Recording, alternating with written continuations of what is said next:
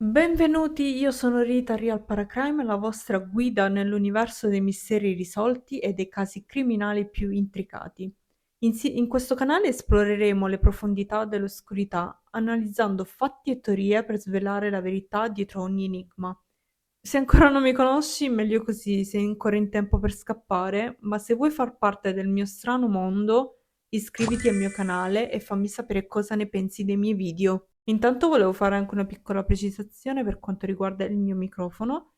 Scusatemi, ma devo tenerlo così per farmi sentire meglio la mia voce, perché mi sono accorta che quando vado ad editare un video, si dice così, editare, mi accorgo purtroppo che la qualità non è perfetta e mi dispiace di questo. Io non voglio far addormentare nessuno, spero di non averlo fatto. Chiunque abbia visto i miei video, spero che non si sia addormentato, perché magari la qualità dell'audio è veramente bassa. E promesso che prenderò un microfono nuovo, un po' più professionale, un po' più di qualità, ecco. Perdonatemi per questo, vi chiedo scusa e spero che dal prossimo video avrò già un microfono nuovissimo. Detto ciò, oggi parleremo di un caso molto conosciuto, ma è uno dei casi più efferrati d'America, che vi metterà i brividi. Ma prima di iniziare a parlarvi di questo caso, ci tenevo a fare una piccola precisazione che dovevo fare anche per l'altro video, per il precedente video, ma non l'ho fatto e chiedo scusa. Volevo semplicemente precisare che in ogni mio video, soprattutto quando parlo di casi di crimine dove comunque sono coinvolte delle vittime, non intendo assolutamente mancare di rispetto e i miei video sono costituiti da informazioni pubblicamente disponibili online che io trovo, raccolgo e poi li metto tutti insieme in un unico pezzo. Voglio anche fare un disclaimer e dirvi che questo video comunque contiene informazioni, fate attenzione, legate al crimine che potrebbero risultare disturbanti, inquietanti per alcuni di voi e l'intento di questo contenuto è puramente informativo e educativo e non ha lo scopo di promuovere o giustificare attività criminali. Consiglio comunque la discrezione durante la visione e invito a evitare di guardare questo video se siete facilmente impressionabili o sensibili a tali argomenti. Magari potete guardare qualcos'altro di più leggero, non vi preoccupate. Però raccomando anche inoltre di consultare fonti affidabili e esperti qualificati per approfondire la conoscenza su questi temi, perché io comunque non sono una giornalista o non sono un investigatore, non mi considero tale, quindi magari posso dare qualche informazione sbagliata. Volevo precisare questo, soprattutto, tutto ciò che racconto in questi video sono ricerche che ho fatto io personalmente e le mie considerazioni e le mie opinioni sono solo mie. Questo è un caso molto molto pesante, lo è stato per me soprattutto con tutte le ricerche che ho fatto e le foto che ho visto, che però non ve le metterò, non le mostrerò assolutamente, perché sono davvero scioccanti, sono delle foto che io non ho mai visto in vita mia e quando le ho viste non mi aspettavo di vedere una cosa del genere. Vi sconsiglio assolutamente di andarle a cercare su Google e soprattutto se siete deboli di cuore o di stomaco soprattutto, quindi non ci andate, non andate a cercarle assolutamente, ve lo dico io, vi racconterò, vi metterò tutti i dettagli di questo caso, però non vi andate a guardare le foto assolutamente, per favore. Grazie. Detto ciò, partiamo con il caso di oggi. La mattina del 15 gennaio 1947 il corpo di una ragazza fu trovato da una donna di nome Betty Berkinser mentre stava camminando con sua figlia di 3 anni nel quartiere di Leimert Park a Los Angeles. Betty Berkinser e sua figlia di 3 anni stavano camminando lungo South North Avenue quando notarono qualcosa di strano in un terreno vuoto. All'inizio Betty pensò che fosse un manichino rotto a causa della posizione innaturale del corpo e della pallida carnagione. Tuttavia, avvicinandosi si rese conto che era il corpo mutilato di una donna. Sconvolta dalla scoperta, Betty Berkins corse a una casa vicina per telefonare alla polizia. Le forze dell'ordine arrivarono rapidamente e iniziarono l'indagine su quello che sarebbe diventato uno dei casi di omicidio più famosi e irrisolti della storia americana, noto come il caso della Black Dahlia.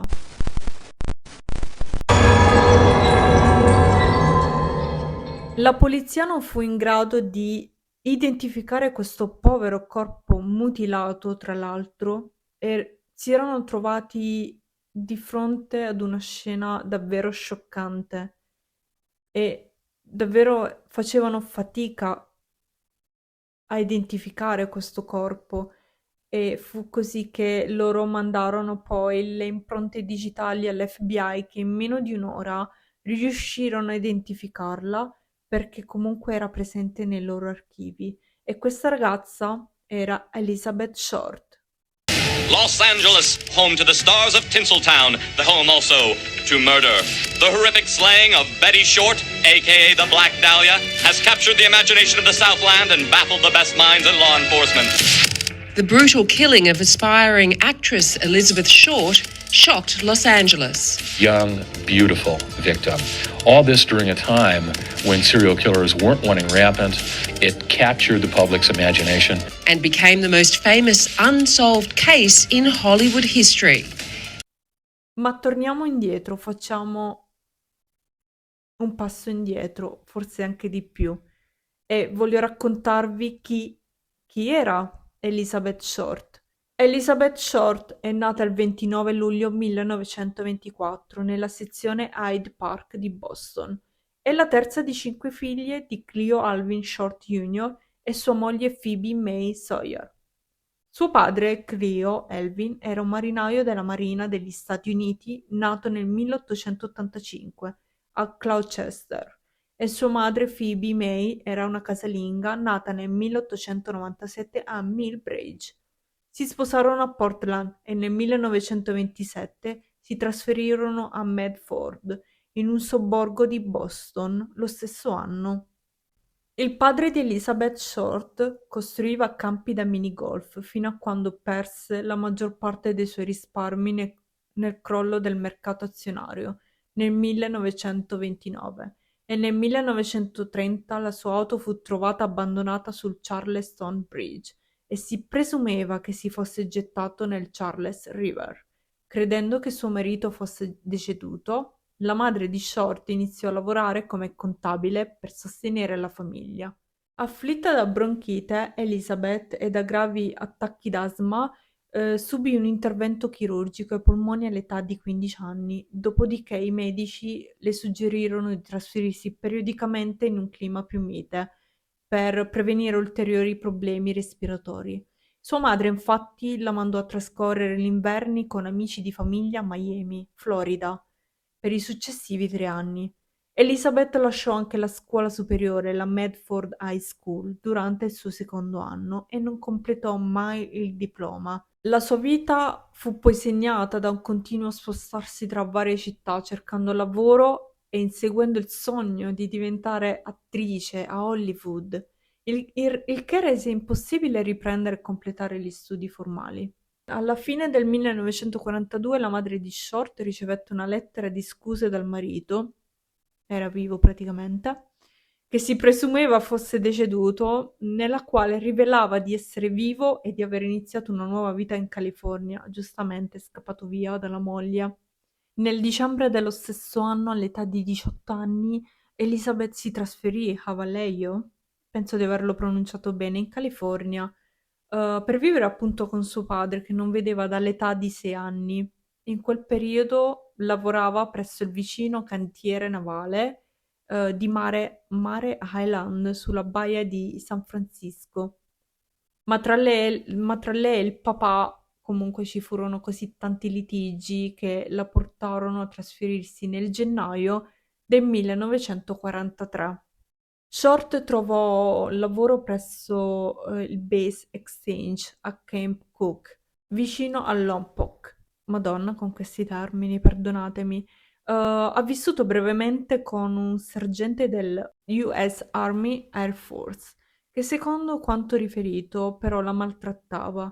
Quindi lei lasciò Lompoc a metà del 1943 e si trasferì a Santa Barbara, dove fu arrestata il 23 settembre del 1943 per aver bevuto in un bar locale mentre era minorenne.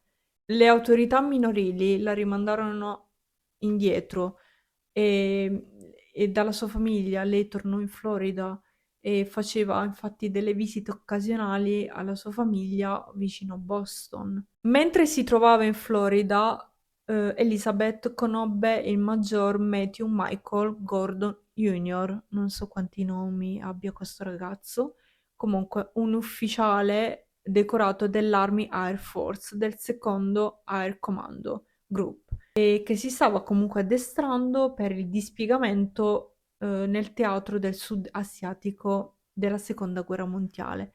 Allora, c'è da dire che Elizabeth Short aveva due passioni, due sogni più che passioni, quello di diventare attrice hollywoodiana e quello di sposare un militare. Infatti nella sua vita saranno quasi spesso presenti militari. Successivamente Short raccontò agli amici che Gordon gli aveva scritto comunque per una proposta di matrimonio, mentre si stava riprendendo da ferite causate da un incidente aereo in India. Lei infatti, contentissima, accettò la sua proposta, ma purtroppo Gordon morì in un secondo incidente il 10 agosto del 1945. Nel luglio del 1946 Elizabeth si trasferì a Los Angeles per visitare il tenente dell'Army Air Force, Joseph Gordon Flicking, un conoscente della Florida.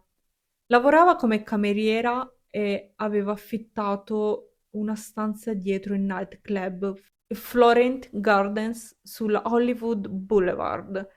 È stata variamente descritta e rappresentata come un'aspirante potenziale attrice. Infatti, secondo alcune fonti, aveva effettivamente aspirazioni a diventare comunque una star del cinema e anche se non avesse mai avuto lavori o crediti così noti come attrice. Il 9 gennaio del 1947 lei tornò a casa sua a Los Angeles dopo un breve viaggio a San Diego con Robert Red Malley, un venditore sposato di 25 anni con cui stava uscendo. Malley dichiarò di aver lasciato Elizabeth Short a Biltmore Hotel nel centro di Los Angeles, dove lei comunque avrebbe dovuto incontrare sua sorella che era in visita da Boston quel pomeriggio. Ma secondo alcuni racconti, il personale del Biltmore ricordava di aver visto la Short usare il telefono della Hall. Poco dopo sarebbe stata vista dai clienti del Crown Grill Cocktail Lounge a 754 South Olive Street, a circa 600 metri da Biltmore Hotel. E dopo il Biltmore Hotel, Elizabeth Short non fu più mai rivista. E qui ritorniamo indietro, all'inizio, quando vi stavo parlando del 15 gennaio del 1947, quando il corpo di Elizabeth Short fu trovato da Betty Benkinser mentre stava camminando con sua figlia di 3 anni in quel quartiere di Los Angeles e si accorse appunto da lontano di aver visto qualcosa di strano, veramente strano, pensando che fosse un manichino, tra l'altro, per via del colore della carnagione e anche per via del fatto che il corpo era diviso e distaccato anche. Ma quando si avvicinò fece una scoperta terribile. Infatti prese subito sua figlia e scappò via, cercando comunque la casa più vicina dove poter chiamare comunque la polizia immediatamente. E la polizia, quando arrivò, si trovò davanti a una scena orribile, orribile. Non so come hanno fatto a scattare le foto anche di quel corpo. E fate attenzione perché andrò nei dettagli di come è stato trovato il corpo e parlerò dell'autopsia. Quindi se volete saltare questo pezzo, fatelo pure. Non vi preoccupate. Detto ciò, vado con i dettagli. Il ritrovamento del corpo di Elizabeth Short e la brutalità dell'omicidio suscitarono grande scalpore nei media e nell'opinione pubblica, alimentando numerose speculazioni e teorie su chi potesse essere il responsabile di questo crimine così efferrato. Il corpo gravemente mutilato di Short era completamente tagliato all'altezza della vita e privo di sangue, lasciando la sua pelle di un pallore cadaverico. I medici legali determinarono che era morta da circa 10 ore prima della scoperta, collocando l'ora della morte tra la sera del 14 gennaio e le prime ore del mattino del 15 gennaio. Il corpo era stato apparentemente lavato dall'assassino. Il volto di Short era stato tagliato dagli angoli della bocca fino alle orecchie, creando un effetto noto come il sorriso di Glasgow. Spero di averlo pronunciato bene. Aveva diverse ferite sulle cosce, sul seno, dove intere porzioni di carne erano state asportate. La metà inferiore del suo corpo era posizionata a un piede di distanza dalla parte superiore e i suoi intestini erano stati riposti ordinatamente sotto i glutei.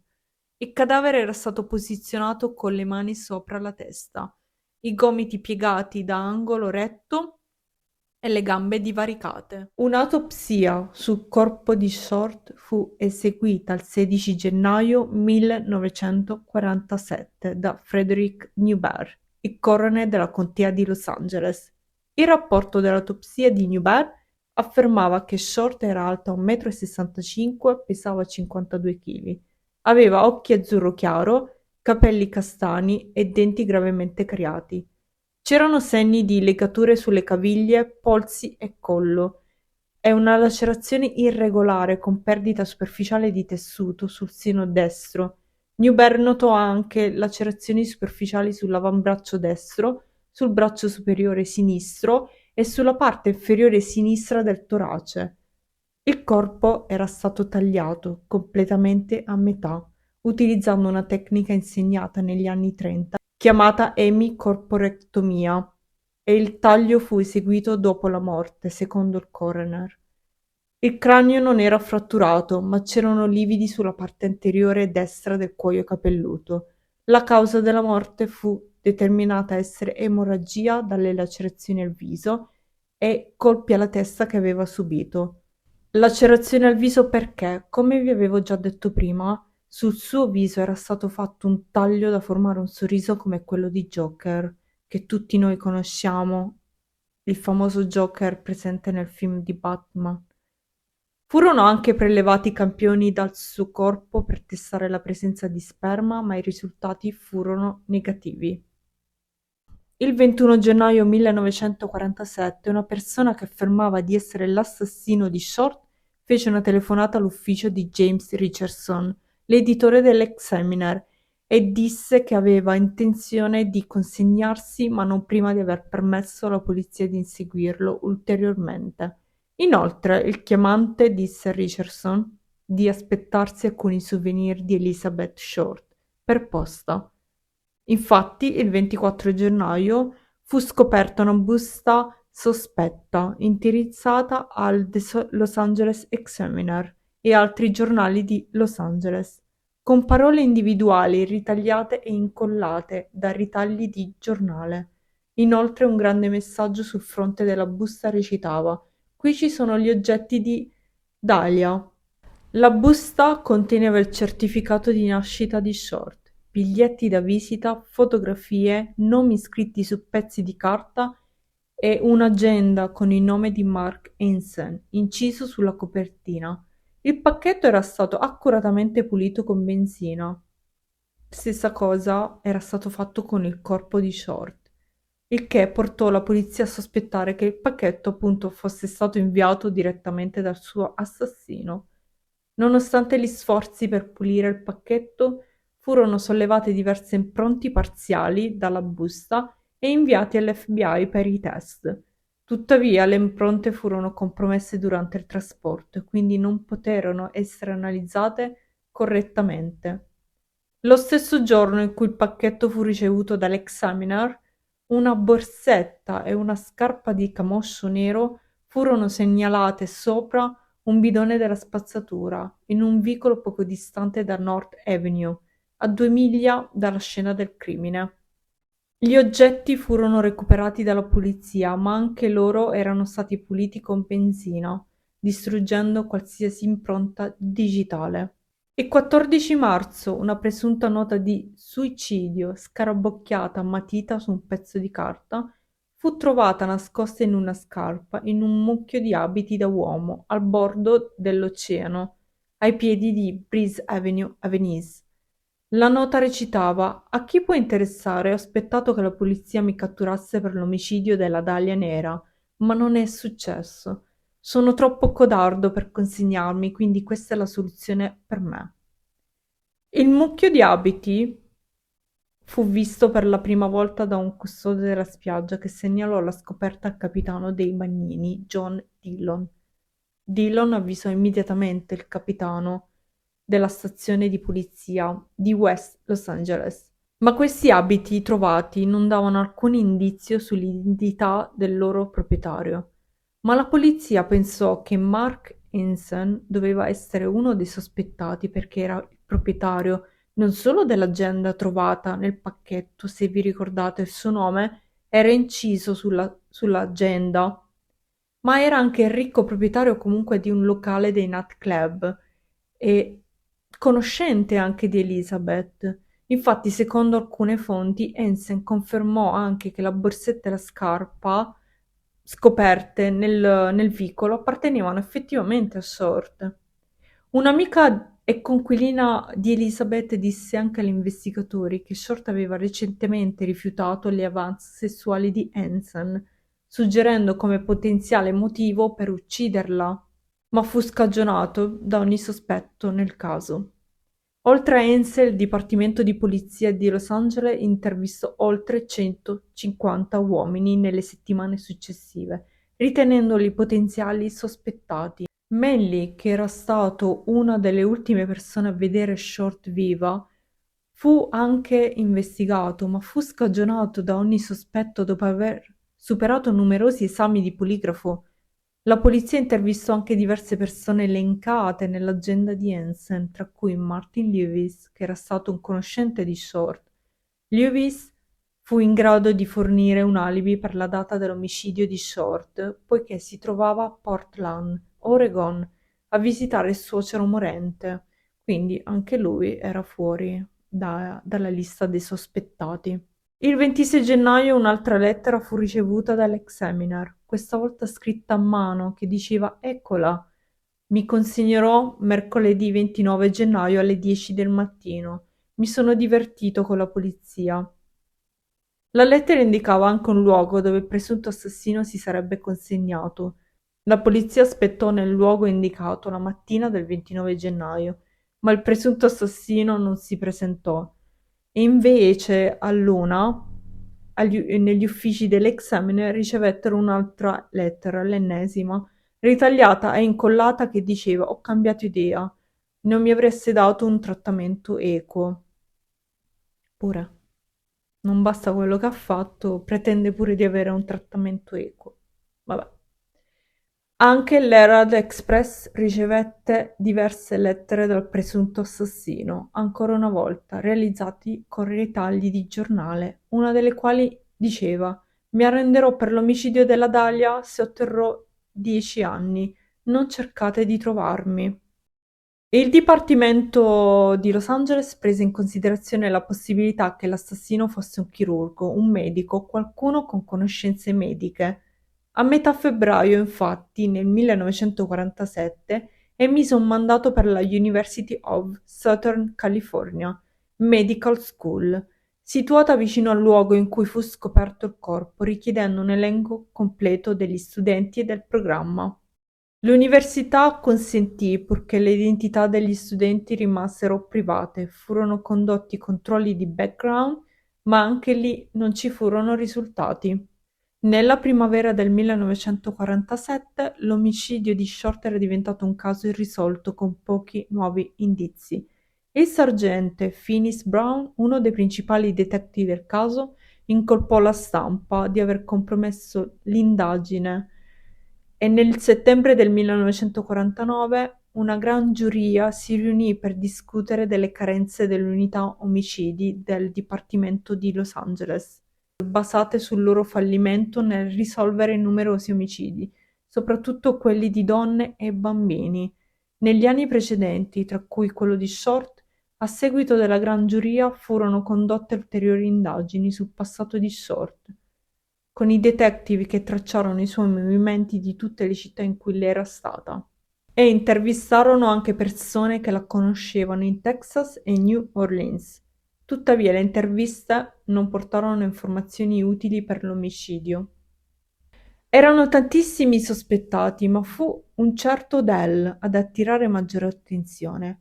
Odell si laureò in medicina alla Berkeley nel giugno del 1932. Subito dopo si iscrisse alla facoltà di medicina presso l'Università della California a San Francisco e conseguì la laurea in medicina nel giugno del 1936. Ecco perché aveva attirato maggiore attenzione. Anche se non è mai stato formalmente accusato del crimine, prima del caso della Dahlia, era già sospettato, ma non accusato della morte della sua segretaria, Ruth Spaulding, spero di averlo pronunciato bene, e fu accusato di aver abusato di sua figlia Tamar, ma venne comunque assolto. Odell fuggì dal paese diverse volte e visse nelle Filippine tra il 1950 e il 1990. Nel 2003 fu rivelato nelle note del rapporto della Gran Giuria del 1949 che gli investigatori avevano intercettato la casa di Odell e ottenuto registrazioni di conversazioni tra lui e un visitatore non identificato, in cui diceva «Supponiamo che abbia ucciso la Dahlia Nera, ora non potrebbero provarlo. Non possono parlare con la mia segretaria perché è morta». Va bene? Dopo la sua morte di George Odell, il figlio Steve Odell accusò pesantemente suo padre non solo di aver ucciso la Short, ma anche di aver commesso altri omicidi.